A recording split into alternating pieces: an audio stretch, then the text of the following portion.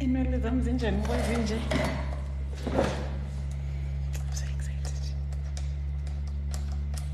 Let's set up. I'm 3 minutes late.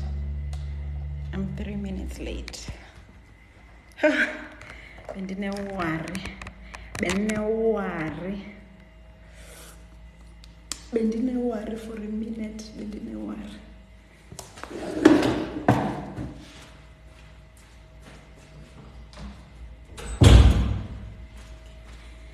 Guys, bendine-worry for a minute, because I could not get hold of Kagiso. He was offline on his WhatsApp. Hello, Molweni.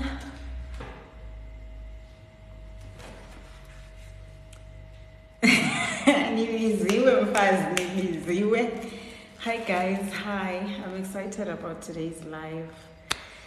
Bendine-worry. Hi Busi. Hi Oyama. I've been meaning to DM you. Please, can you DM me your cell phone number? I want to WhatsApp with you. Hey guys, hi. Kagiso is already here. So Kagiso is not in South Africa. In South Africa, like where he is now, it's midnight. So like during the day we did not speak, and I thought that maybe like he had forgotten or something, or like, you know. So I couldn't find him on his WhatsApp, and his WhatsApp is the only way I can find him. You're bendine-worry, guys. I was so worried. I'm gonna take like 3 more minutes before I can add him on so that people can come in. Please tap the screen, guys, like the live, so that people can join us. Hello. Hi Kongelani. You did say Bubu set the alarm. You were 6 when born and didn't get, you were like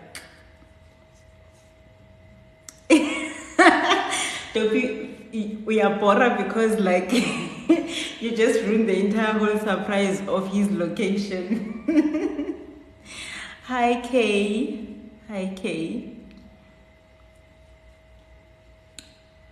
Yes, he's in Bali. But he's gonna tell us all about what he's doing there, how he got there. Yo guys, as nurses we've got so many opportunities. Hey. Yes, we are poor. But as nurses we've got there are so many things that nurses are doing out there, things that us at nursing school we were not told. I think the current generation of student nurses, the ones who are being lectured by Kagiso Tukisi, I mean, I think they are experiencing nursing education like a little bit better than we did, you know. Tina, all we knew, all our lecturers said to us was that you're gonna complete nursing school, you're gonna either work at the hospital or work at the clinic, and that was it. Like, that was it. The only thing that you can aspire to be is an operational manager, and it ends there. And like, I stayed in nursing school for 4 years, and I've never had any of my nursing school lecturers traveling abroad for whatever reason. Literally, Kagiso has left the country twice, but he's going to touch on all of those things. But what I'm saying is, our lecturers, I've never had a lecturer of mine saying they're leaving the country, going to do 1, 2, 3. We've never experienced such, and in a way that meant inspiration was not there for us. Being a student of Kagiso and watching him doing all these things that he's doing, I think it must be very inspirational to his students. Let me send him a request.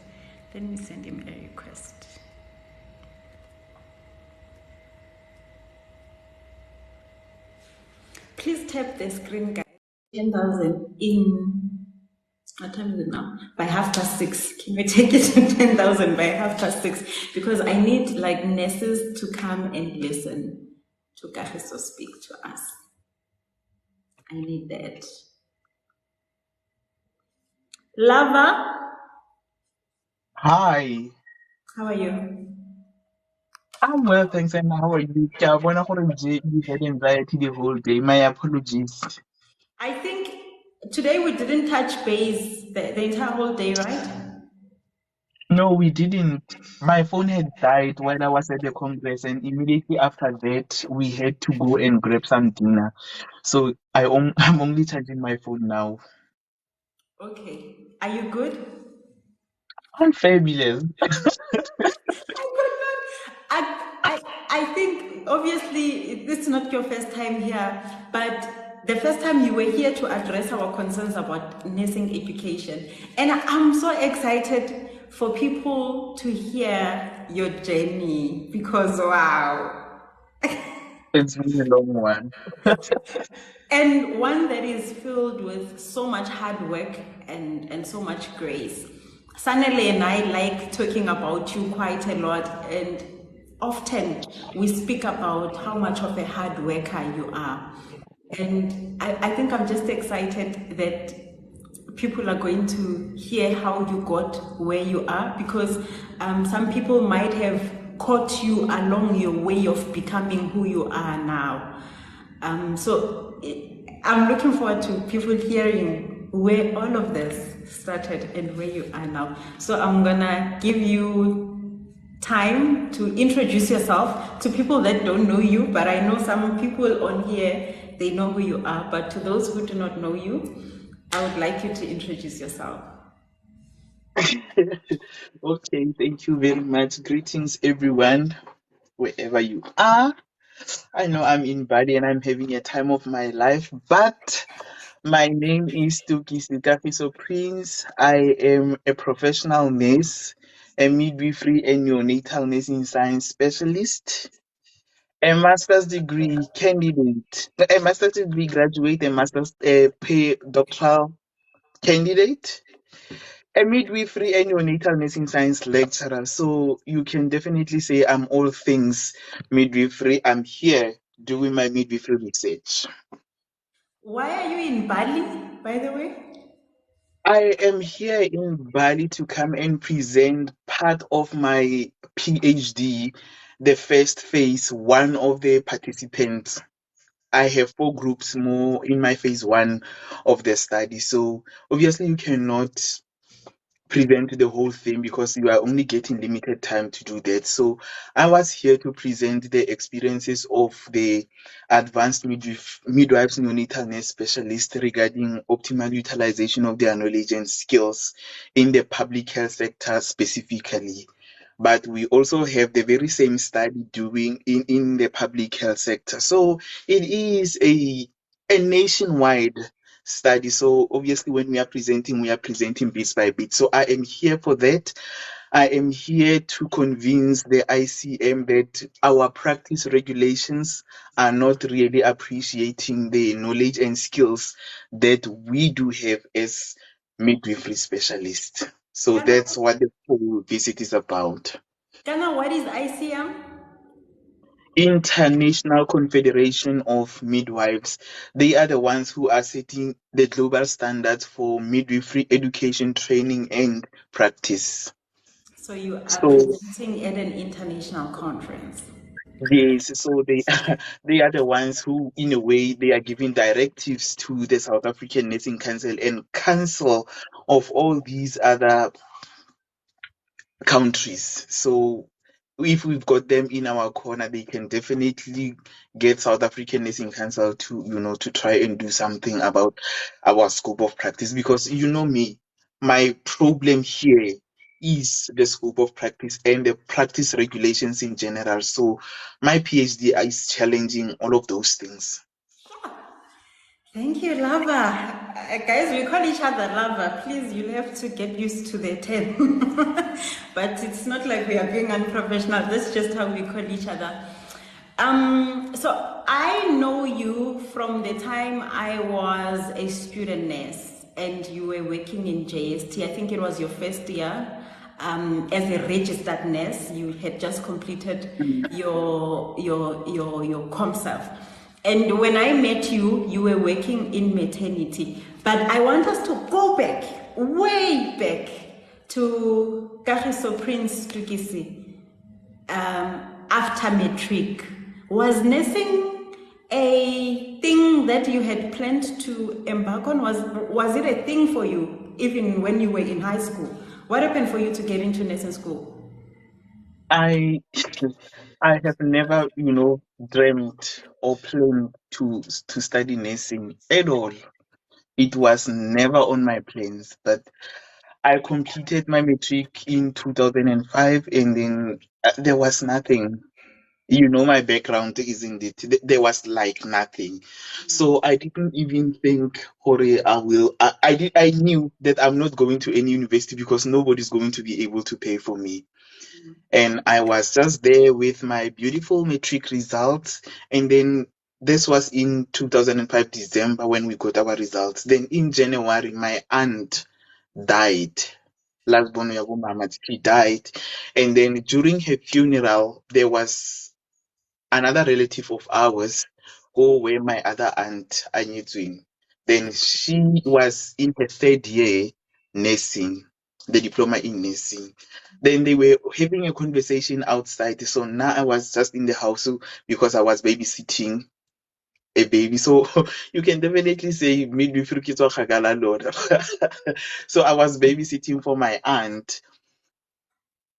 Then ba bua ko ntle gore kana Kagiso has just completed and o phasitse sentle, and it's 2006, he's here not doing anything. There are just no plans for him to go anywhere, and it was just a sad story that people were having. And this one who was at the college said, ke kopa Kagiso a dise that matric certificate, that matric statement. It was a statement then because we were going to get our certificates later in the year. Then she said, please tell Kagiso to bring those results. I want to see them. Then I went and fetched my statement, and then I showed her my statement. And she said, when they will definitely take you at the college. Then she started explaining, for this is how it works. You are not going to be paying anything. You are going to be granted the Department of Health bursary, and then you'll be earning your stipend and all of those things. All you have to do is make sure that you pass, because if you are not going to pass, then they are definitely going to take the stipend away from you. Indeed, she told me 3 days before the closing date, yeah, the applications, because she had forgot that she was going to inform me about it. But then she remembered and she called to say, right this instant, go and hand over your application, do this and this and this. And then she was giving me all of those instructions. And indeed, I got there I got there well in time, and I was able to submit my applications. The next thing I know, the 31st of August 2006, I was being called in for an interview, which I passed. And then I was told, "Oh, you are starting on the 1st of February 2007 At the Mabatu College of Nursing. at the Mabato College of Nursing." I was going to go there to study a 4-year diploma in comprehensive nursing science, that is general community psychiatry and midwifery outside the bracket. Thank you very much. Shout out to Sanele, guys. Sanele is one of my best friends. So I've got Kafiso and then I've got Sanele. She's also here. She is also in Bali. So, Kahi, you get in nursing school. You've never thought about studying nursing, right? And Yes. can you take me from first year, in the 4 years that you spent at Mafikeng, when did you see yourself that you are into midwifery? And did you decide while you were in nursing school that, you know what, midwifery is what I want to dive into? The first 2 years, I'm not sure if Nalwena, they did not rearrange the subjects, but with us, the first 2 years were more of general nursing and community Yeah, nursing styles. yeah. So I will say I spent almost 18 months without seeing a pregnant woman because we only started the normal pregnancy in our second semester of Second year. second year. Yeah. Yeah. So I hated everything about nursing. I hated everything about general nursing. And in my mind, it was better for me to be at the clinic. It Okay. was better for me to be at the clinic because I would get overwhelmed being there in the hospital. I cannot handle patients who are really, really, I can't because I just burst into tears and it's a mess. I could not even eat in the hospital. It was a lot. But when we got yes, you remember this, or we always went with my friends to Rustenburg Square just to have tea, and then we also returned there to have our lunch. That's how bad it was for me. It was that terrible. It was terrible. It was very terrible. And I hated everything about it. And I just didn't want to be in nursing and I wanted out. But I knew that I am not going anywhere. I will have to complete Because you this don't have a qualification choice. because this is, yeah, because this is the only opportunity that I have. And then I will have to make it work somehow. That's how I felt. And then we got to our midwifery side of things, which was the embryology and the normal pregnancy. And my God, my God, I the way I enjoyed that subject, I didn't know then that I was going to be deeper and deeper into midwifery. But I enjoyed the first part of it, which was in 2008 when I was doing my second year. Then came 2009, early during the first semester, it's more of midwifery. We are doing midwifery intensely so. So now I was getting into labor. Yo, Atumamudim, I lived my life. I enjoyed being a student in midwifery. I do not want to lie, and then I have I'm sorry, numerous I'm sorry, I need to ask you, who are your midwifery lecturers? my midwifery lecturers for normal pregnancy. The first person who really got me to be a midwife, who got to me with the midwifery content, Nelly Mem Kuno. She has retired now. She was at Macon before, and then she went to Harangua Nursing College where she retired. Okay, Or I retired really last year. Yeah. And then for normal labor, for labor, let's just talk about labor in general. For labor, it was Mem Bagi, TV Bagi. She is the campus head right now. really? Yes. Those are the And two then people that made you fall in love with midwifery. the third person was Mrs. SKM Mabasa. Then that one, she was giving us neonate. Okay, I only know one lecturer amongst the lecturers that you've called. And I think I'm asking this question because you and I went to the same school, right? And Mm. I loved the theory part of midwifery. And now hearing you speak about how you fell in love with the practical aspect of midwifery, I'm wondering, Uguti, did you fall in love with it because of your lecturers, or it was the nurses in the clinical or the practical setting that made you to fall in love with midwifery? I'm asking this question, Kachi, because I've raised this with you also, that one of the reasons I unsubscribed to midwifery, it was the comments that our lecturers used to make in class, that in midwifery you easily lose your practice, like your license. And I think a lot of us as nurses, we ran away from midwifery because of that fear. Even in the labor ward, I would walk in, and when the woman is supposed to deliver the child, I would panic because I'm thinking, if this woman dies or the child dies, my license is gone, and I'm gonna be standing in court at the South African Nursing Council. So you and I went to the same school. Wes, you went to that school before I came. So in my mind, I'm thinking you might have had a worse experience than I did. And here you are, you're saying you fell in love with midwifery. And I'm wondering, was it the lecturers that made you to fall in love? or it was the nurses in the clinical space? It was both ways. I think I was very privileged to meet people who are really, really passionate about midwifery. And I'm going to talk about both the lecturers as well as the midwives in the ward. Our lecturers, the way they were, I used to say they were singing the midwifery content. They were singing it. And before you guys came to us, I don't know, came to the college, I'm not sure if they were already the transparency in a study to them fashion or what. But I am from that era. Mone ba dirisa seo se se bollo se le se bidiwang yang, what's this called? The one that they would write the slides on the transparencies, and then they will always but the transparency. I can project Hamar, but Yeah, it's a yeah. more of manual one. That one. Our midwifery lecturers were all different. The three of them, they were different. They were singing that midwifery content from their heads. You see, from we never had to struggle.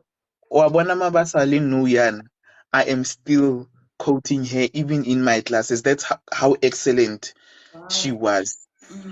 So yeah, that's how it was for us. And then when it come to the issue of the litigations, they were always emphasizing that there are, of course, litigations, and they will always be there. But what you need to do for yourself as a midwife, you need to always be concerned. You need to be a detective. Be there to detect the abnormalities even before they actually occur, so that you are able to prevent them or you are able to act very well in advance. But what they emphasized the most was the fact that you need to prevent them, because it's going to be very difficult for you to manage complications if you are going to allow them to happen. So prevention, prevention, prevention. Those were my lecturers. And then when I came to the clinical side of things, I'm going to mention Sister Sidumedi here. She was an advanced midwife at Midekong Health Center. And then we were students who were placed for night duty. She was the only sister who was working in, and it's a very busy clinic. Yeah. It's a very busy clinic. You would deliver 14 patients, only one for the night Sure. at the clinic. So she was on top of things, and we used to say, "Yo, this woman, Harobali, yo," and she will be calling us. And remember, when you are a student, you'll be wanting to doze off and all of those things, but she will be as vigilant as ever, managing all of those patients, neonatal resuscitations, and all of those things. So I fell in love with how always ready she was, and I was just, you know impressed also by the fact that she was an independent practitioner, and that woman was commanding doctors in the hospitals on what to do. Wow. Ale mo anale patient aba bolela hore this is what I am seeing, 1 2 3 4 5 6, and then I am sending the patient, and there wouldn't be any arguments about it. Everybody knew that there was an advanced midwife at Witukong Health Center, that Sister Kiki, Sister Sidumade. And then when we go to JST, I think everybody will remember Sister Mutisi here. I don't. Momo. Yeah, it's funny, all these people that you are calling, I don't know them. Your lecturers and the nurses that you are speaking about that were practicing during those years, I don't know any of them. I think by the time I completed, probably they had retired or changed jobs. Sidumade has retired, and then Mutisi is still in the labor ward. She is still doing the most there. She's still very much spinning. She's still teaching everyone from a student nurse up to a full discussion on advocate for the patient and how this patient is supposed to be managed through a consultant. Wow. Sure. That's the type of midwives I was under, and I loved everything about that. And I saw myself become that. Sure. So it inspiration really played a big role, right, in you falling in love with midwifery. Guys, I'm so sorry, but to the people who are new here, I don't read comments when Kagiso speaks. We're gonna attend to the comments at the end of the session, or the moderators and the board members of the account will answer you on the comment section, but we will not be looking at the comments at the moment. Sharp, okay, Sharp, you fall in love with midwifery while you are in nursing school, right? And this is this your second year or your second year or your third year now? This is my third year. It was then the time you took a decision to say, okay, this is the direction I'm taking, even beyond these walls of Mabato College of Nursing. This is the direction that I'm taking. I knew that I was going to specialize in midwifery, and I had already even singled out the institution where I was going to do the qualification from, because on top, unlike all other lecturers within our nursing course from first to fourth year, the only lecturers who have ever spoken about the fields of specialization within nursing were the midwifery lecturers. Again, Mrs. Mabasa was always on our cases, telling us, "Hore, this is not for your level. This is at an advanced midwife's level."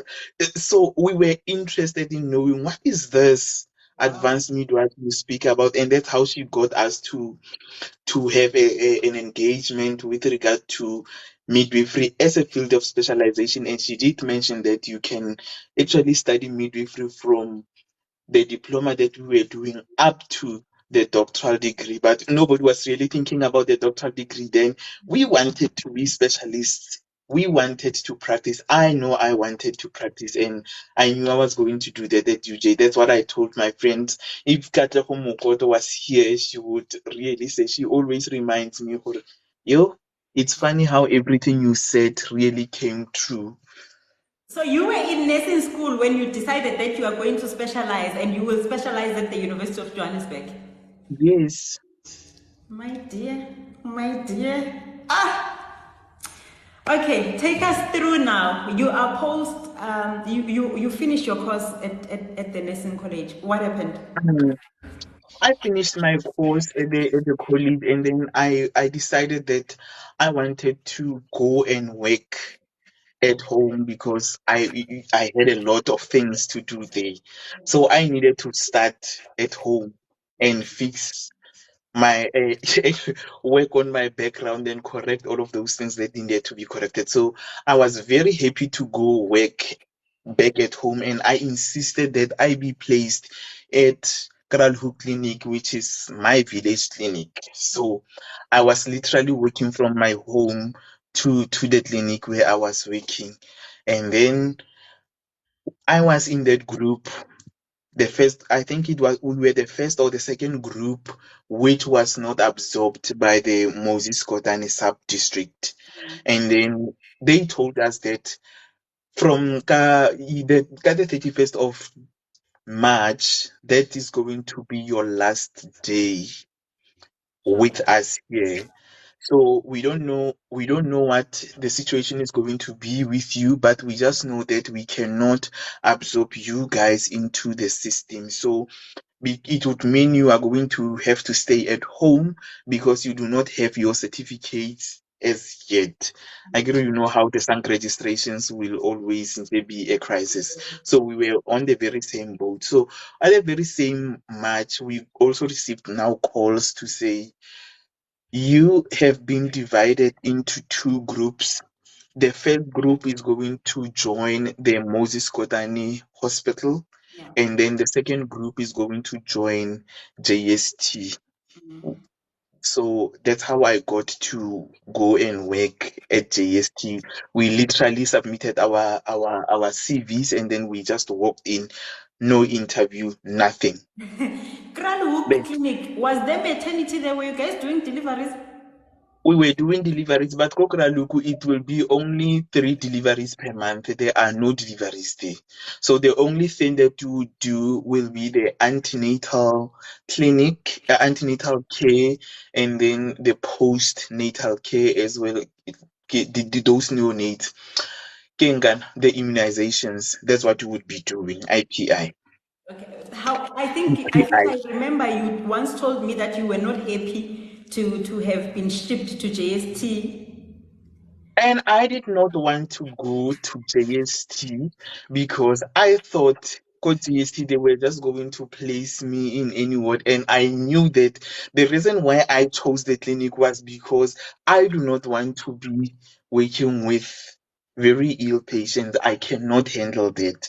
I knew I'm not that type of a nurse, and now here I am going to JST, and I was just so frustrated. But I told myself that I'm going to really beg the matron to place me where I'm supposed to be placed. Then we got to JST, and then when we arrived at JST, House Jonah had already picked me for her ward.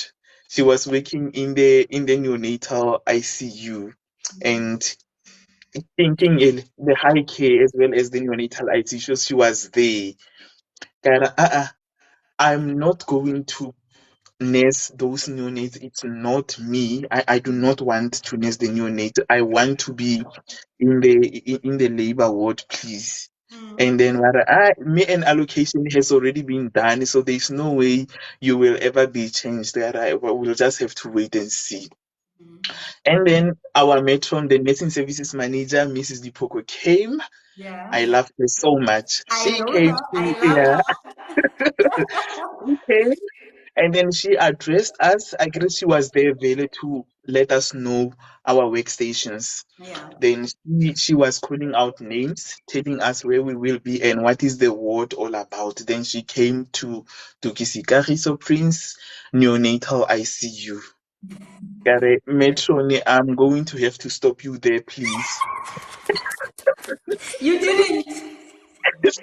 I cannot go to the neonatal ICU. If you could please place me in the labor ward, I'll be very grateful for that. Wait. See, Did you stop her and say that? yes. Talk about assertiveness.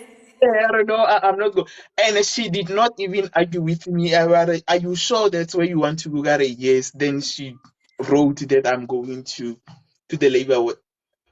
We were all there in that room. People were saying, "Hi, Bo, how can you even go to go to the labor ward? Really, really, a decision like that." I remember the other sister was coming in. She was joining in with us, Ke Maureen Burr. She's working in theater. I think you might have met her. A white lady? The colored lady in Yeah. theater. Yeah. I met her when I was doing my practicals. Yes. She was so surprised that I am really choosing labor ward. And then they knew that labor ward as a JST is very hectic and all of those things. And Can I I was interrupt you? Can I going there. interrupt you, ne? So, like, because I'm your friend and people knows us like publicly, right? But there are people who have never seen you in your working suit. I'm saying suit because a lot of people say you are kind, you are sweet, you are soft. Even my family members say that about you. Like my sisters, my parents, they say that about you. They say you are kind, you are sweet. But not there is a person that I know who is you, and that person only steps in when it comes to the matters of midwifery. Like it's like there's a suit that you get to wear, and I'm amazed that as you are saying, you stopped Medipoko and said, "Sorry, matron, can you can you place me at maternity?" I mean, not as a because you were freshly from school, for crying out loud. It was only a year, so I'm thinking you didn't have much confidence. But the fact that you were able to stop a nursing manager and say, "Hi, can you please change your allocation and put me to a ward that I want to go to?" And I think that is the one aspect or one character that I love about you so much. When it comes to your work, when it comes to midwifery, you're like Lava, you step out of the kind, sweet, reserved person that a lot of people think you are. Well, you might be that person, unprovoked, but when it comes to a push, you always step into that person and you demand what you want and you ensure that what you want is delivered. And I've seen the likes of Abo Sbabazo, Abo Sanele, before they met you, they knew you online as my friend, and then they met you, I think, at Sensitive Midwifery where you were presenting, and I think it was Babazo. She came back to me and she said, no, it was actually Sanele. She came back to me and said, Kagiso is such a different person from the person you are greeting to the person that gets on stage. Like, it's two different people. And someone says Mr. Tukisi is firm but not aggressive. How do you switch from the two people? You know, from you being okay and you being, hey, no, I'm not gonna do this. I think when it comes to things that I want, things that are important to me, I do not really believe in compromising. You have to know that this is what I want.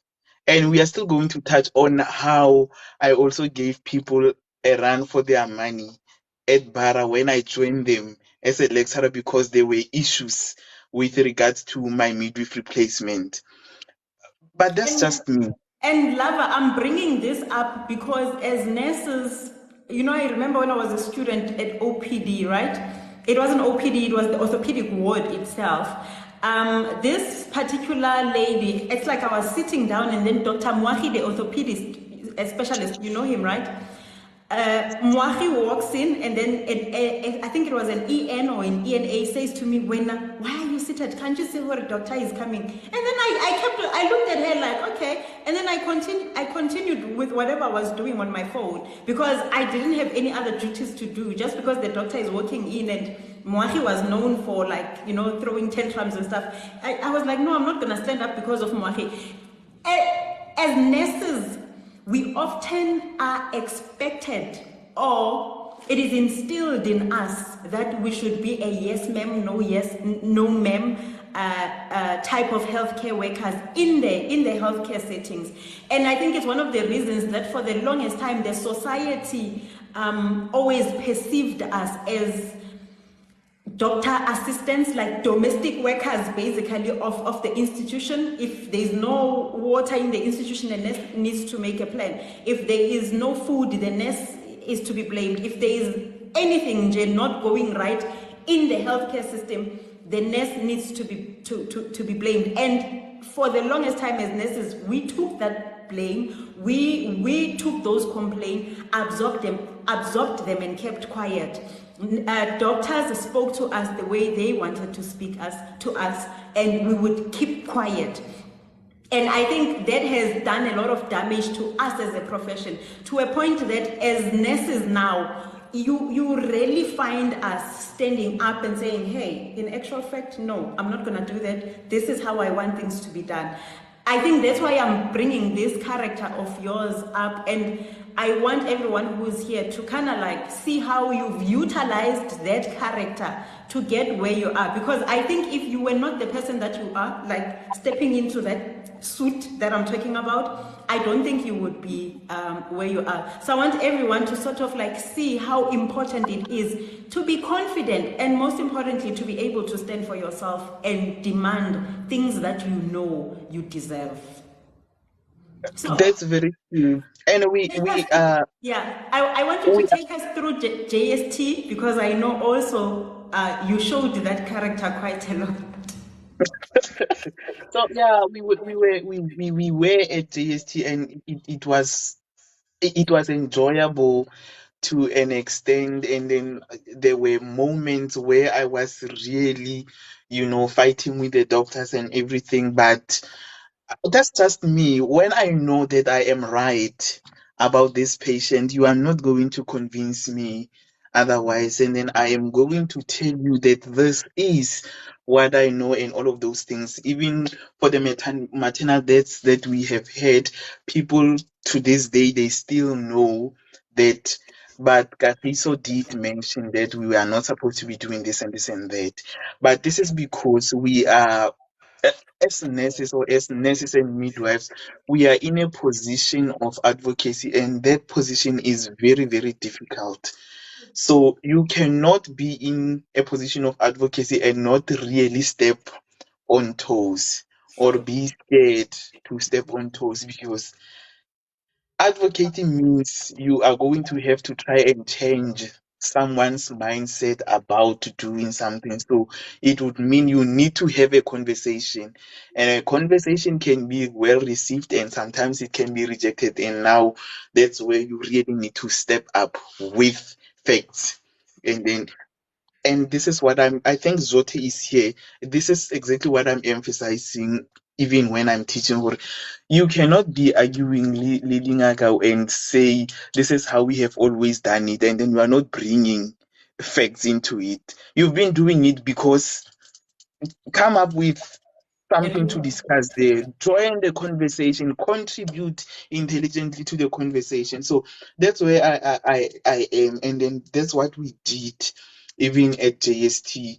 Most of the obstetricians, even now, they still remember me. They still want to have conversations with me. They will never forget.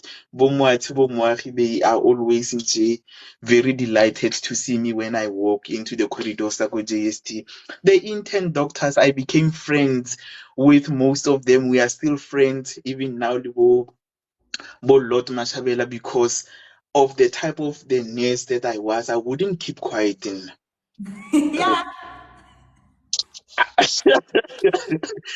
you remember you remember the story where I refused to give the patient the induction, the oxytocin, the misoprostol that was prescribed for Yeah. them, and then and I said I am not going to give this misoprostol. I am not giving it, and these are my reasons.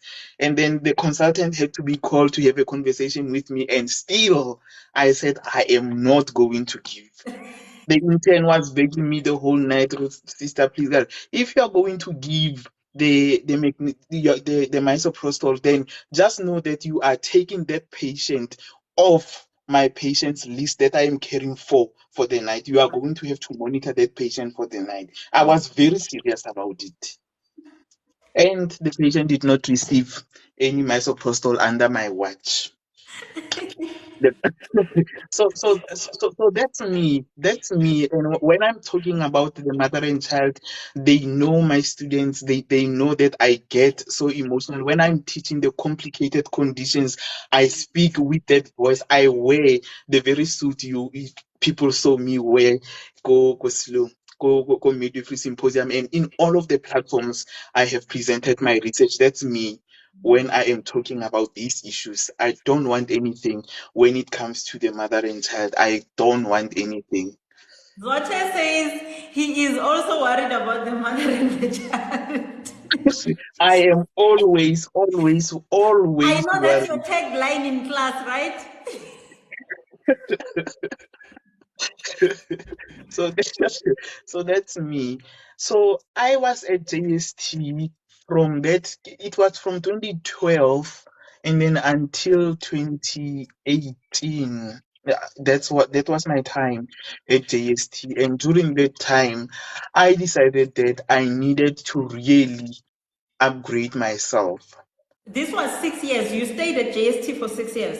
I stayed at JST for 6 years, and then for 5 years in succession at JST, I was doing strictly night shift. Reasons. I had a lot to do. I had a lot to do. So in 2013, in my year two at JST, I decided to go and do the Bachelor of Nursing Science, Nursing Education, and Administration. But that was because I wanted to become a manager. I wanted to become a manager so bad. So, God, let me do You the wanted degree. to become an operational manager.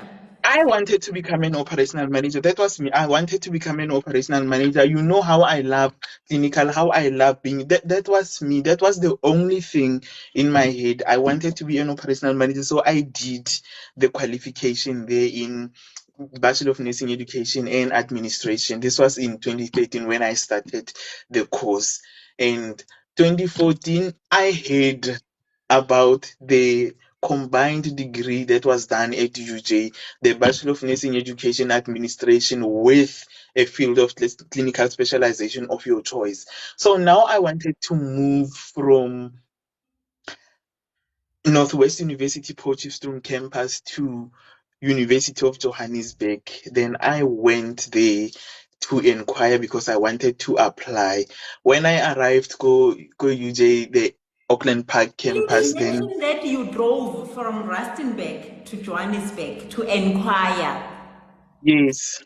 I drove to UJ to inquire, and then got then go those go the enrollment center, and then I gave them my story, go reception, and then they said like we don't really get what you are trying to tell us, but then there is that guy Kago the officing. If you can maybe have a conversation with him.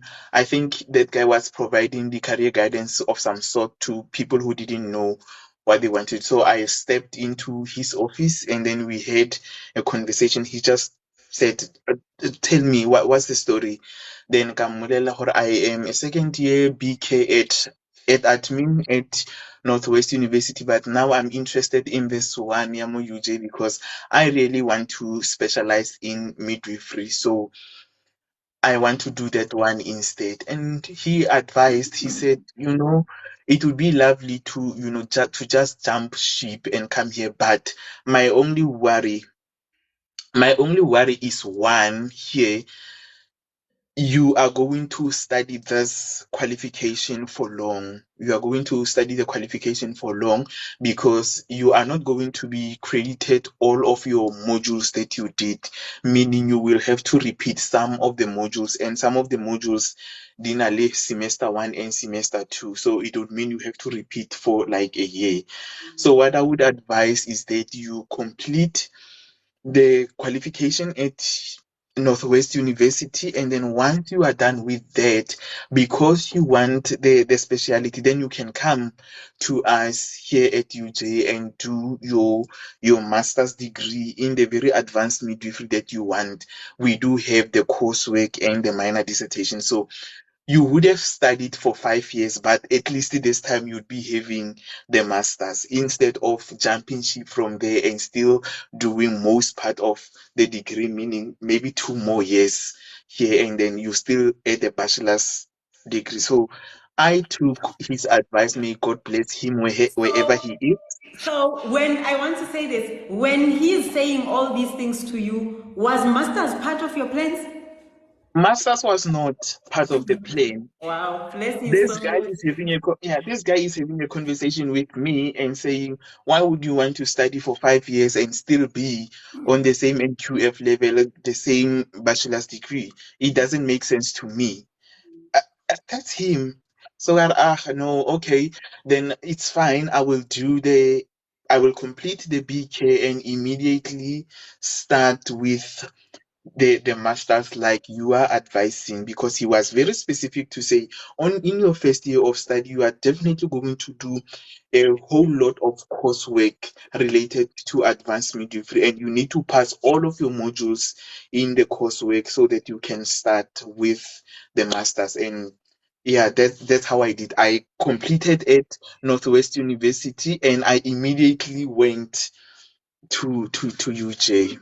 So the 5 years of night shift was the 5 years that you were studying at Northwest University in Poch. Yes. I was at JST ka 2012, isn't it? Ke startile ka 2012 ka March. No, the 1st of April. The 1st of April. And in August, what the very same year, they took me to night shift. Okay. And then, yeah, amidst that time, I was already applying to to the Northwest University. And when I got accepted, I requested that I remain in the night shift because we were attending every Saturday from 8 until 3:30, and there were just a lot of assignments and everything. So I was not going to cope with the 2 years, 2 days in, 2 days out kind of a situation. I needed time at least to, do focus on the studies and some time also to rest, which I never did, by the way, because, because having enrolled into the studies meant you need to bleed some money. Sure. So Yes. now I realize that I'm unable to afford this course. Okay. I needed to find some source of income. So that's how I got to SMAP now to do the locums. I did a locum, locums everywhere. They know me everywhere in Rustenburg. Yes, all of those mines. I was called Lunmin.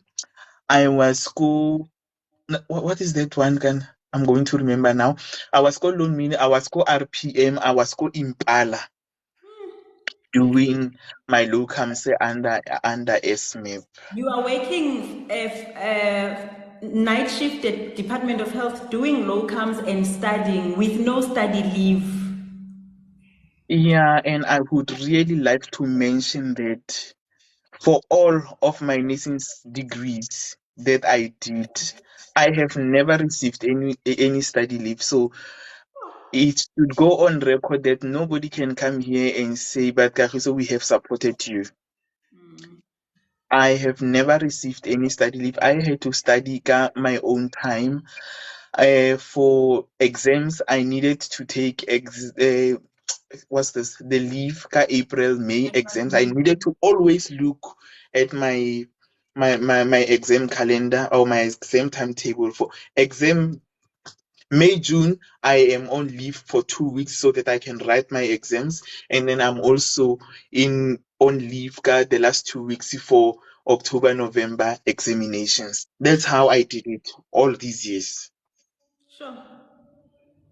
So the locums I was doing the low, and you know how exhausting the locums are. You really need to prove yourself because if you are going to be lazy there, they are not going to call you again. They want a person who's going to come and work. And that's exactly what I did. Sure. I did that, and then to an extent, therefore, they call loan mean the sister in charge. They would really say, call the lady who is SMAP when she wants a person to come, or can you please get me a person to come and work tomorrow? Please find out if Kagiso is available, and then if he's not available, then you can go ahead and call the Someone. other person, but please call him. So Right. that's what I did. So you finish your degree at Northwest, and then what happened? I finished my degree at the Northwest University, and then I had to now start traveling to UJ for for my thing, for my masters, which was now the coursework first. And then I had modules there. I got credited some of the modules, such as the research and I think nursing dynamics, because I did not do that. And then I was doing pharmacology for nursing care and the advanced midwifery modules. So it got really hectic here because I was supposed to attend pharmacology on Tuesdays, and then I was attending the advanced midwifery modules on Thursdays. Sure. So you were in Johannesburg twice a week. So I was in Johannesburg twice a week and still had to be on night shift. Sure. I think it's 150 kilometers from here So, to from let's Johannesburg to just Rustenburg. let's just say ke yona e e rilweng, ke yona e feditseng le koloi ya ka tsela e ya UG eo. Yeah, because I'm thinking twice a week in Johannesburg. By It the way, was you twice are a doing an week. in and out, right? In and out. In and out, we know that traffic here on Deckers like and by the time you leave class, especially on Thursdays, by the time you leave class, that's when the traffic is really jammed, and then you are really running towards Rustenburg because you want to be there well in advance so that you can get ready at least for your night shift. So you would leave class here in Johannesburg and rush to Rustenburg so that you can start your shift. Yes. I told you that Sanel and I like gossiping about you, and often we speak about how much of a hard worker you are. And I've also asked you this when I was struggling to finish my studies at Stellenbosch. You remember? I asked you to say, I said to you, so how don't you suffer? Like I remember calling you while I was at Rustenburg saying, don't you suffer from like procrastination? And then you said, no, I don't. I felt so bad. No, I And then you said to don't. me, no, I don't. In actual fact, when I have something that I need to do, I don't find rest until I finish doing that thing. So I don't. I was so hungry. I was so hungry for these things, and then nothing else mattered. I wanted this, and then nobody and nothing was going to stop me. I'm reluctant to, to talk about what I went through during that year, particularly that 2017, when I had to change shifts. I had to be taken out of the labor ward where I was supposed to be doing my cases and everything else. I told myself that nobody is going to stop me. I'm going to do this and I'm going to prove everyone wrong. I'm going to do it. And I did. I still worked in the postnatal ward, and then I know that I was not needed there, but I was needed in the labor ward. But and then I went to rotate even in the labor ward so that I can do my cases. I went and rotated in the neonatal ICU so that I can get my cases. I went and rotated in the adult ICU so that I can get my cases even there. So nobody was going to stop me. Sure. Not only did you have to go through coming to Johannesburg twice a week, knocking off and going to work, but you also had challenges at work where people did not want you, where people did not want to make, not even make it easy, but make it bearable for you, and you went through those things, and at the end of the day you got your qualification, right? Meritoriously, When cum you laude, when you left I must mention. JST, when you left JST, had you already completed your masters? When I left JST, I had already completed the part of the masters. I completed the coursework while I was at JST, and then I moved to I moved to Bara with the research component of my masters. So I mean, Okay, yeah. okay. Yeah, I love this part. You are still in JST, going through the most with your masters, right? And you were aspiring to be an operational manager. When did you now change and say, in actual fact, let me go into academia? I think I want to go into academia. When it's a very funny story, that one. When I was doing the the BK at admin, then of course there are those practicals for education that you need to do. So with us, we are supposed to be presenting at the nursing college, and then we are also supposed to present to our peers in order for us to get the signatures for assessment that we would have done. So amidst during those practicals, that education, then one of the facilitators, they asked me, Hori, don't you want to become a lecturer? Because that's what I am seeing. I really think you are wasting your time being in clinical. And I was so hurt by that. I was so hurt by that because in my heart, I know that I want to be patient with patients. I want to be in the labor ward and in high care. I don't know why this person is really saying I must go to class and teach. I but then that's what the person had seen, and she told me that when you are not what are really trying to be. You are a nurse educator, and I really think you are a midwifery lecturer, because I was there every day with my midwifery topics whenever Rutwante represents, because I knew midwifery, and then I wanted to, obviously I thought in my mind, I thought I have to present things that I know so that I can be confident and get good marks out of that. So kanti motho ene is seeing a midwifery lecturer in me, then that's what she said. And then when I was going through the most now at JST, I'm done with my BK Ed admin. I am doing the masters, and then I am at JST, and I'm really, really ngiyagoa.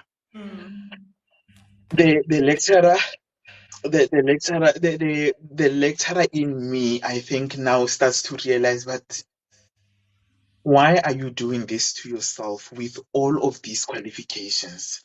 Okay, you are going to finish the masters now, and what then? Sure. What then with this masters? Because it looks like you are getting overqualified here for clinical. That was me then, thinking that the master's degree is over qualification for clinical. But I have still grown in the profession, and I know that even when you do have your PhD, you need to be in clinical for you to be impactful.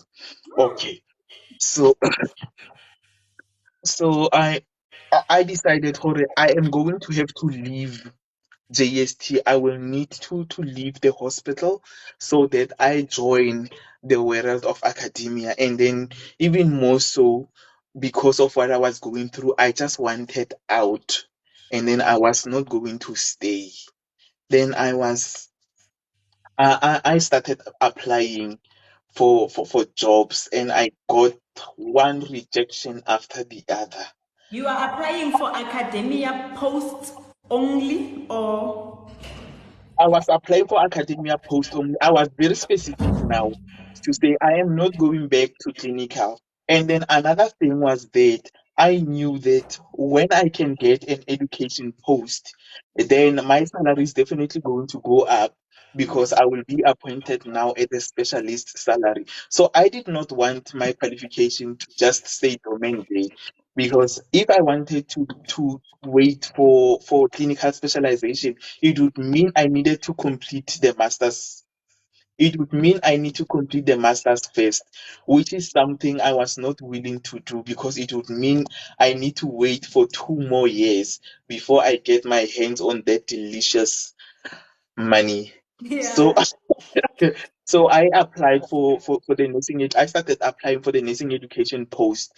I applied first for the midwifery lecturer position at Bara, and they did not shortlist me. But I know why they did not shortlist me. It is because at that time I was not yet registered with South African Nursing Council as a nurse educator, and they are very, very strict about that. You need all your certificates in there. So I was not shortlisted because of that. Then I decided to apply again. But then when they opened for applications again, Mutimak, they decided to advertise for general nursing science post too, as well as psychiatric nursing. And then I applied for all of them, Yeah. both of them. They did not shortlist me for the psychiatric nursing science post, because I have never worked in psych, number one.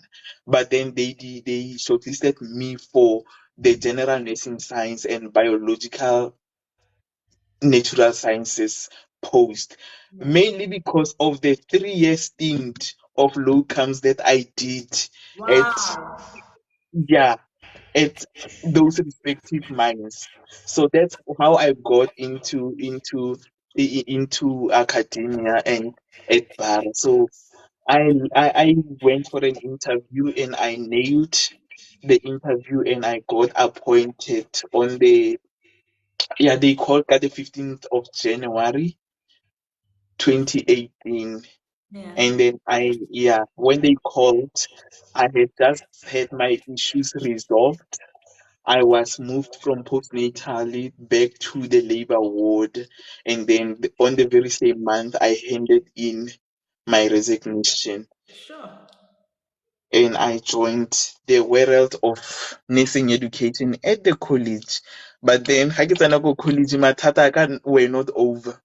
I got introduced I got introduced to the students as a GNS BNS lecturer.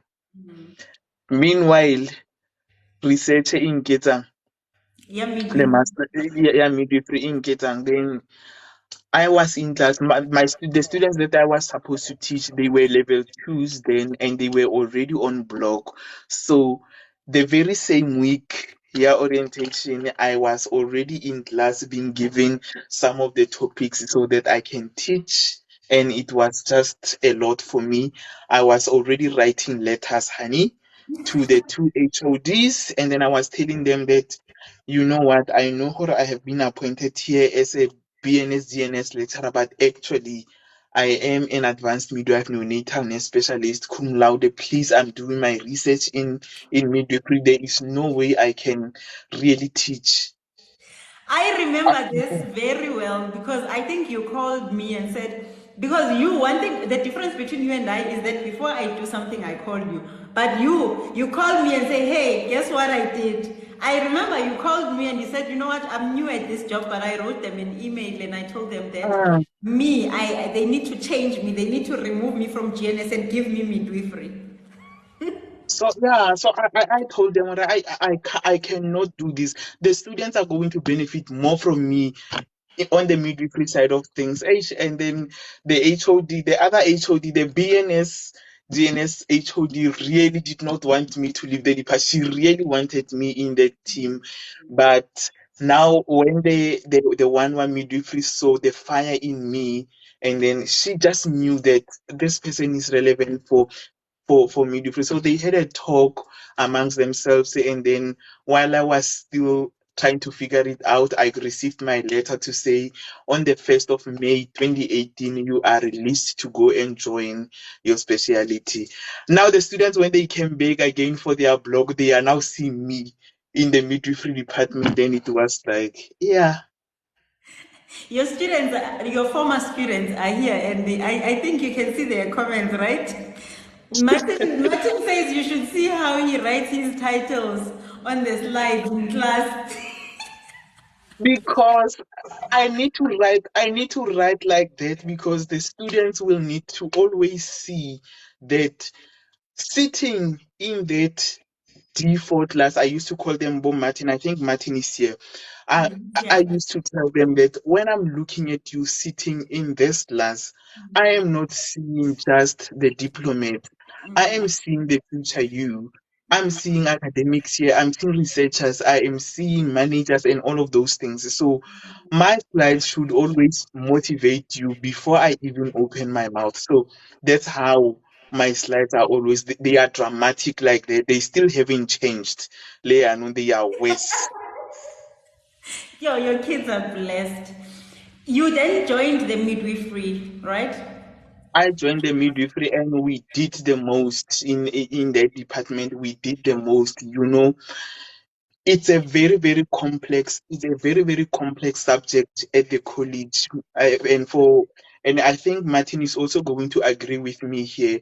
It's midwifery at the college is very complex, mainly because you are being lectured by a team of lecturers, and the content is just too much. So everyone is really pushing the content, and you just have to take it. No.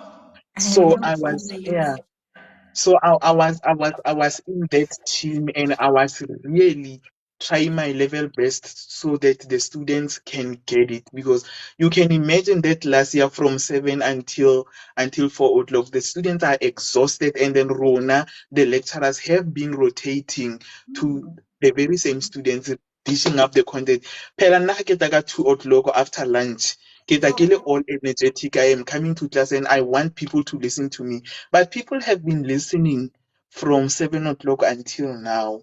So it was very difficult, but I think I got to reach a lot of students. I think my passion was really felt across the students because they know that I do not want any mistakes. You have to listen. to me. Otherwise, say I'm going to guilt trip you. I'm going to always tell you how you are going to fail the mother and child because Kimo, you are sleeping when you are supposed to be absorbing the important content. But that's just because I really wanted to, keep them awake and I wanted them to get how important this is. Mary, I think she's probably also one of your students. She left a comment like earlier on, and she said that she quoted you, and then she said, whenever you, as a student, you would give a wrong intervention, you would say, "Ooh, you're gonna kill that mother and child, Nana." So that's me. That's me. And I think they know how strict I am, even with the dosages and everything of the drugs. They know how I am really. I Sure. I will I will always, and even when I mark their scripts, I will always tell them why I'm giving you this wrong, why you are wrong. So I'm like that. Sure. So you did the most in your first year at Bara as a midwifery lecturer. Yes, I really did the most. I really did the most in my first year. But in my first year, really, I'm not going to talk much about my first year. My first year, I think the students enjoyed me more in clinical. I think everybody loved me a lot as a clinical lecturer because we got numerous distinctions there because they would really, really get they were so interested in that context. They were really interested in the content, and then I was really giving it my all. And it's very nice when you are teaching clinical at the college because you get assigned your students. So from that 300 students, you we see maybe 40 to 60 students, and they become your students for a year, and then you are going to have to teach them all the clinical skills. Zanelele is going to get her 60 and everyone else will. But then we are teaching the same things. And then they will always, I know how my notes got to be used, how my approaches got to be used in between groups. So, yeah, Lovely. How long were you at Bara? I was at Bara for 3 years. I was there, yeah, 2018 to 2020. You left. Then I left. And it was a very sad thing for the students, and I knew that it was going to be a sad moment for the students, and I did not want that. I knew that they were going to really stress about it. So I became very selfless and told myself that, Kagiso, you are leaving, you are going to the university, and you are probably going to stay there for years. So there is no need for you to really rush there. Then I sacrificed my first month salary.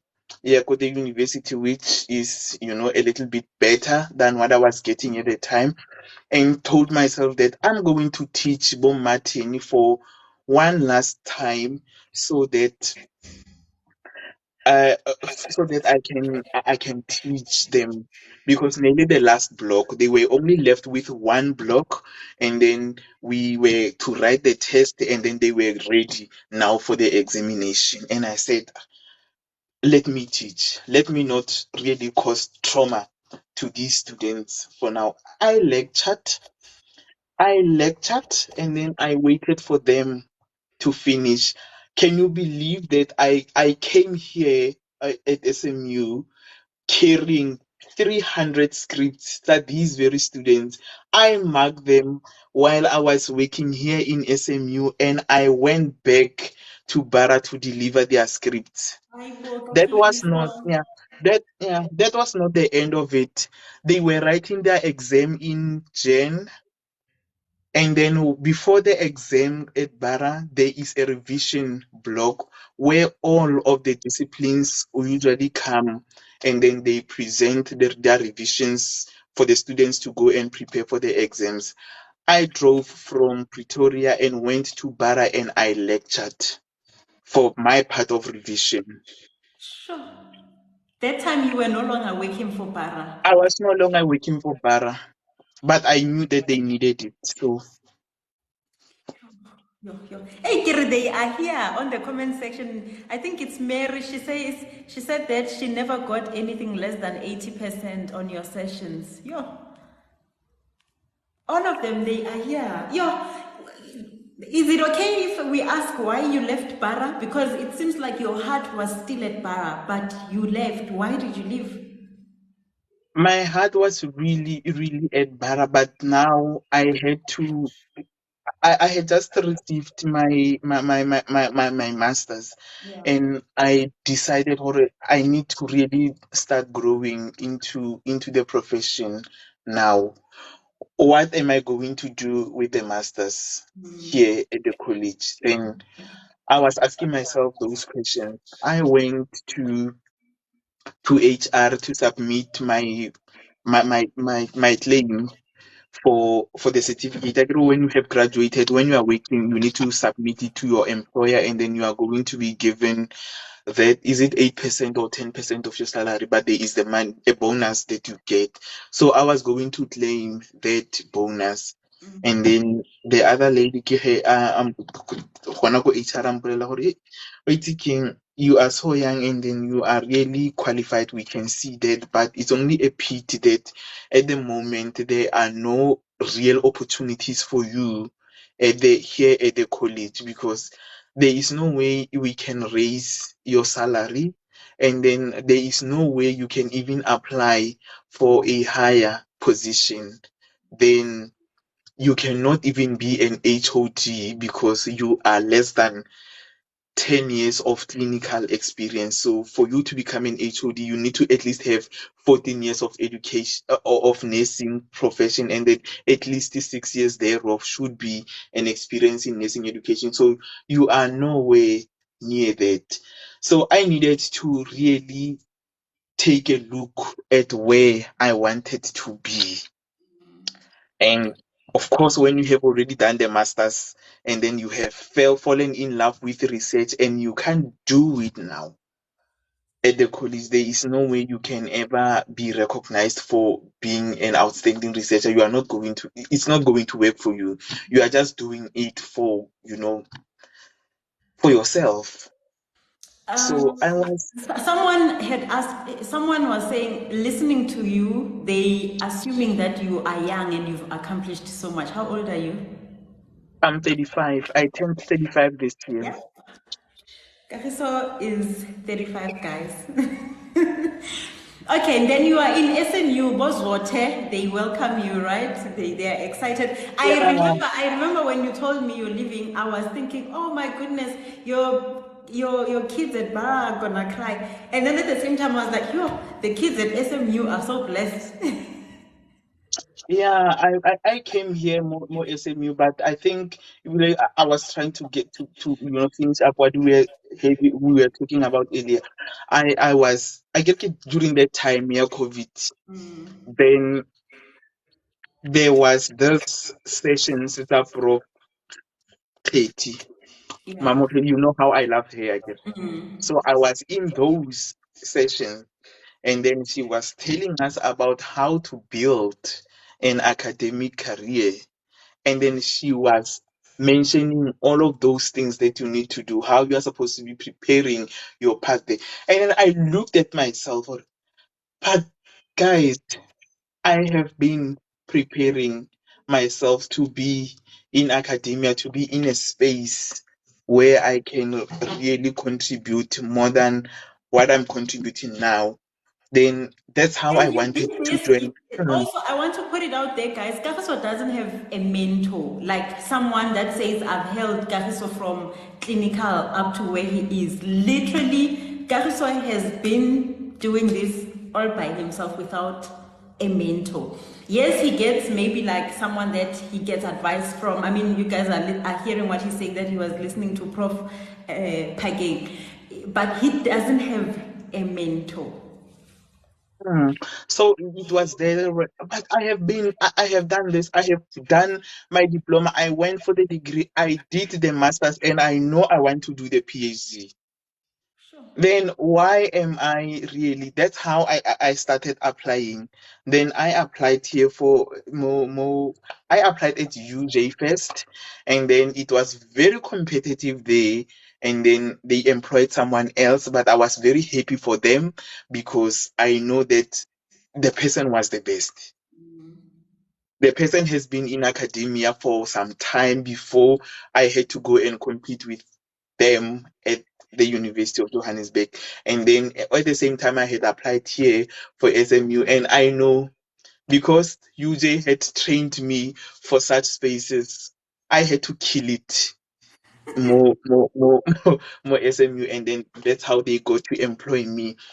But then amidst that, I think, okay, I think we want to go to my research right now. Ne?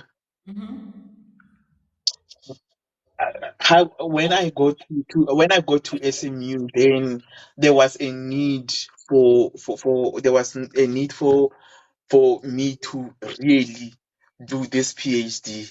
It was a matter of agency that I do the PhD, particularly in midwifery. So I had told myself that I'm going to continue with my master's topic and then do the strategies or the models emanating from the topic that I did during my master's, but I was not satisfied with that topic. I was not satisfied at all Your with master's the topic. with my master's topic. I didn't think it was going to be what I wanted to be, what the study was supposed to be about, because of my experience in clinical and then my experience again at the college. And I hope people who are intending to do research can listen to this one very attentively, because this is how you identify it's another way of identifying the research topic that you want to do.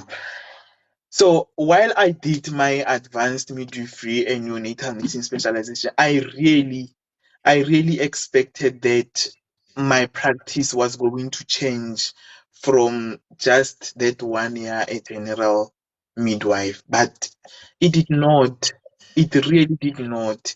And then when I was also looking at the advanced midwives around me, still there was nothing say e leng gore se distinct se se ntshang se re like this is an advanced midwife. And then okay, except for those specific cases that I have mentioned, bo Sister Sedumedi who was at the clinic, and then bo Sister Mutisi who was in the ward, and then she was very bold in character, and you can't take that away from her. Then I realized, oh, you know what, I don't know, but I feel like my thing here, it felt like I wasted my time. I should have really studied something else, but I knew that I wanted to be a specialist.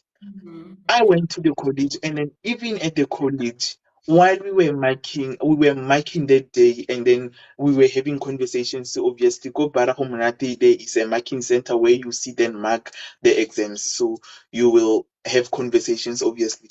Then there was a lecturer who was being admitted for advanced midwifery course at our sister college or one of our campuses. Then an advanced midwifery course became a topic of discussion now. One of the lecturers, she didn't have advanced midwifery, and then she was asking her, I really do not understand this concept, yeah, advanced midwifery, because really I have never seen my practice any different from, yeah, the advanced Advanced midwife. midwives.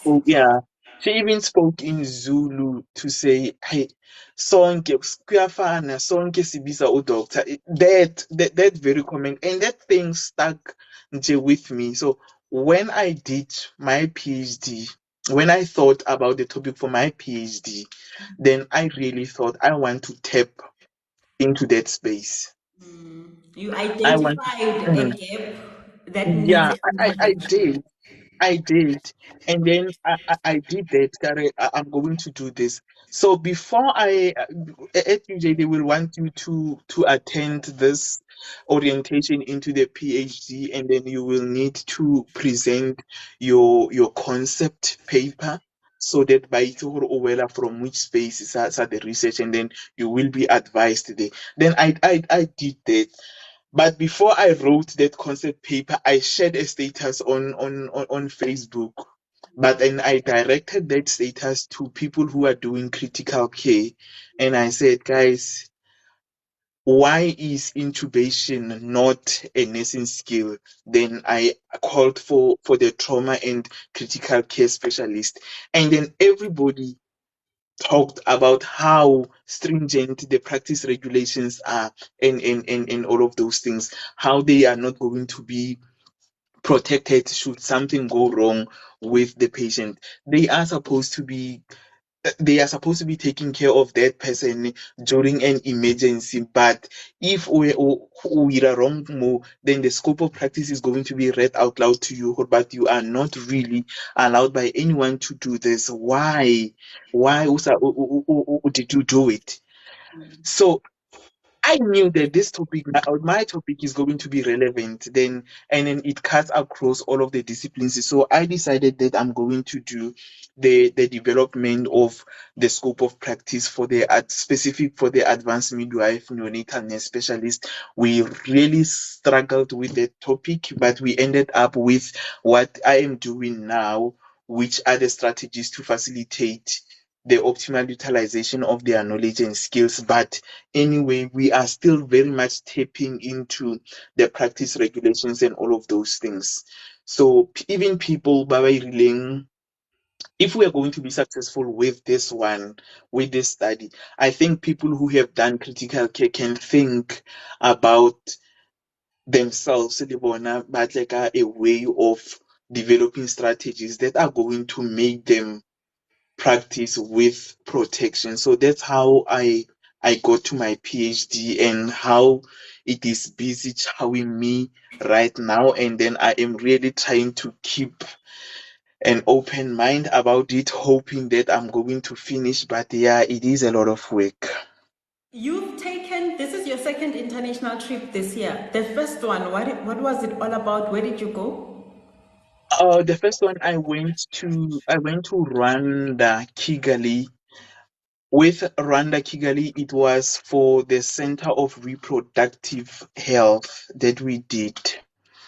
We were attending there because we want to have a reproductive health hub. Like, we are a health sciences university, so we want that.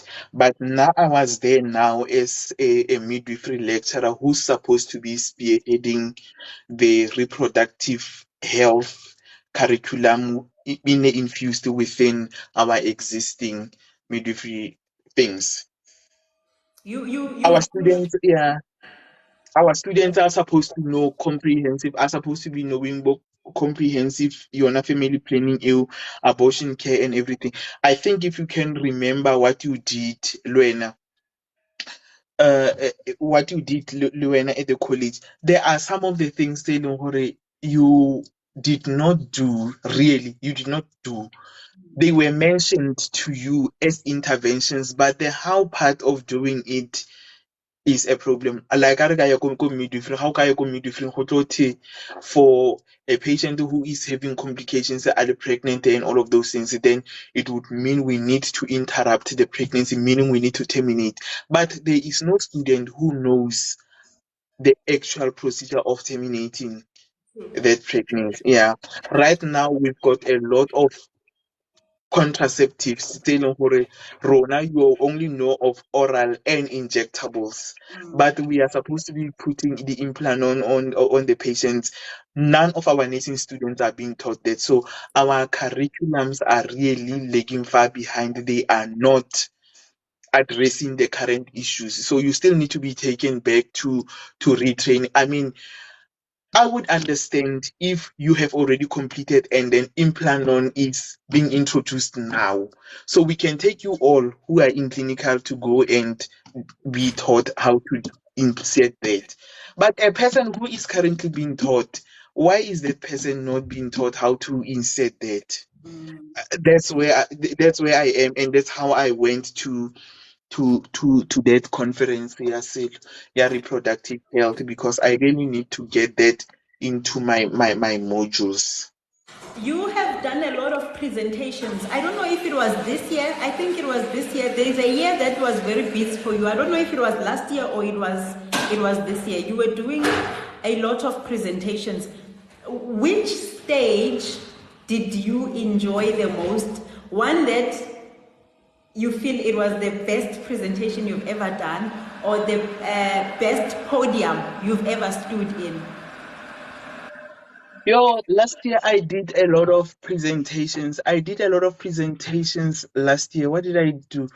To try and count them. Yeah, it was last year when you were busy, right? It was last year, 2022. I presented Kotswane Research Conference. I presented at SMU. I presented twice at UJ. The one that really stood out for me, it was the Interfaculty Research Conference at UJ last year, which I came position 3 in that presentation for the best presentation. It was hot. It was a real, you know what? I enjoyed that presentation, and I enjoyed how people got to really engage with the study after that, because I had a lot of questions even from the judges themselves who wanted to really understand what I was trying to say there. But one thing that stood out was that as a nurse, I was the only one who was in that conference Sure. presenting the PhD, and then I was amongst the scientists, one of the some of the best researchers at UJ. So I was really, really honored. My supervisor was extremely excited that those conferences are very, very tough. So to really come out with an award from there was really, really remarkable. So that was one conference that I really enjoyed, and I really think I represented the nurses there, and I represented the department in that one. This should be your last year of your PhD, or is it next year? When let's give it next year so that risk an enormous pressure, because wow, Ziakala. But you are literally on the last phase of your PhD, right? Is it the last phase? Yeah, it's a back and forth.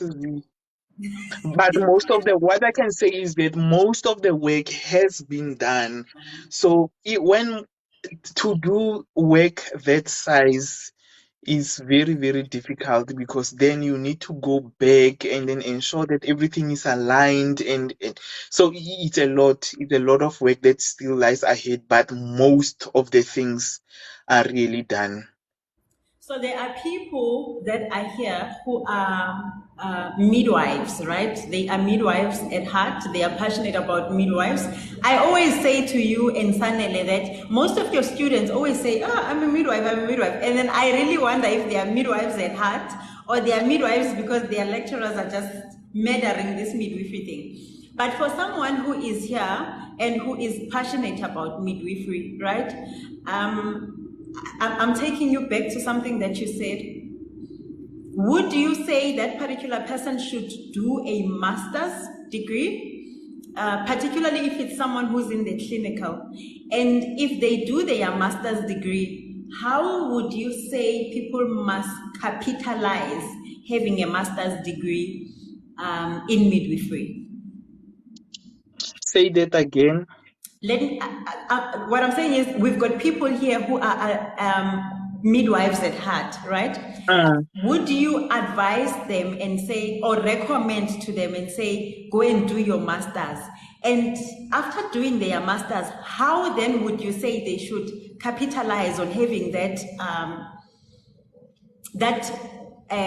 master's degree, particularly in the clinical space, Kachi? I'm asking this question because people are reluctant to go and do masters because they are in the clinical, and reason being they don't know how to use this master's degree when they are done with it. There's a lady who left a comment on my videos and said, "Z, I did a master's degree in midwifery and I don't know what to do with it. I'm in the labor ward."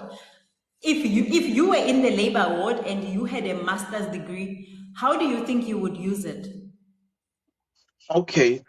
I think we are always touching a lot on this one, but I honestly think that everyone who is a specialist who should really do that at a master's level, especially if you are in a clinical space. It is very, very important because if you are in a clinical space as a nurse, you are the one, as a nurse or as a midwife, I'm going to speak for both fields.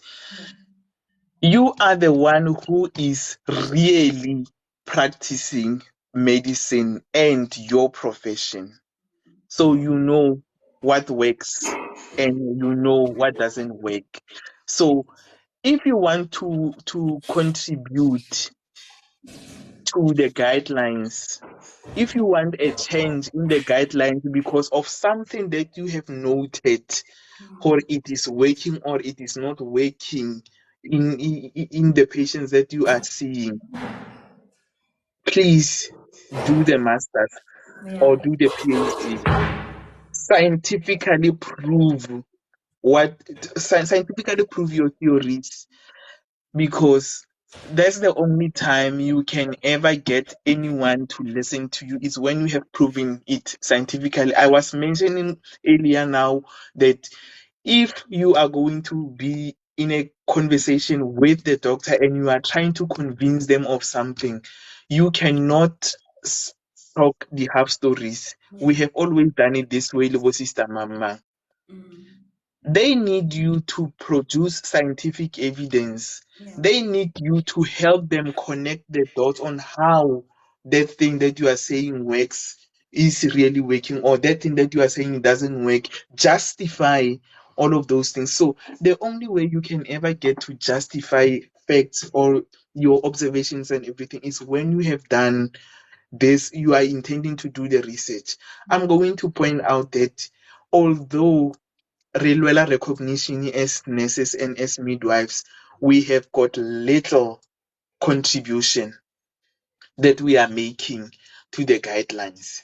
And we cannot be ranked with the other disciplines, or especially the doctors. We cannot be ranked with them when we are not really producing the guidelines and we are not having conversations at that level.